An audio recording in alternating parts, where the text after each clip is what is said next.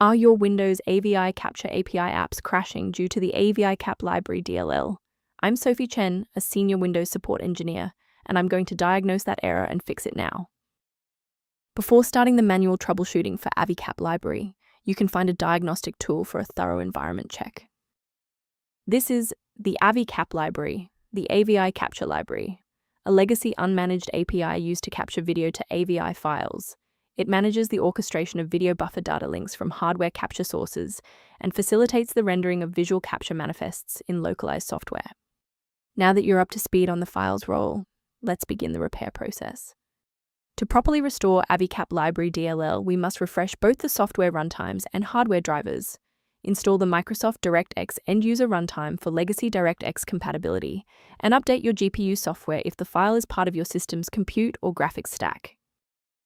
If the setup package didn't provide a resolution, we need to look under the hood at how your system handles current session configurations.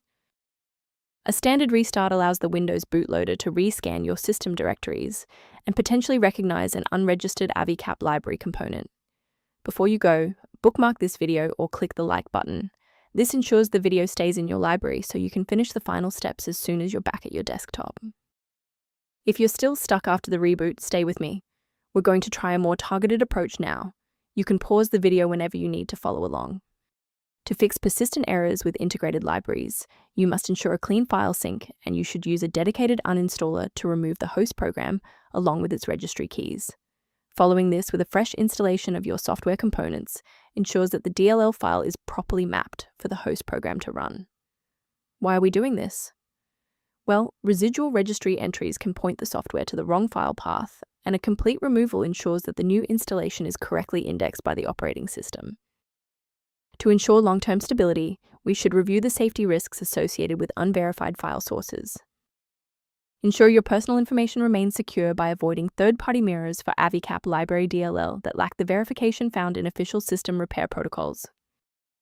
For those who prefer a structured maintenance plan, you can access an official diagnostic resource at the link below. If system conflicts or lag are present, the resource below outlines concepts related to Avicap library management. If this engineering-focused approach to fixing Avicap library was helpful, please like the video and subscribe to stay updated on Windows security protocols.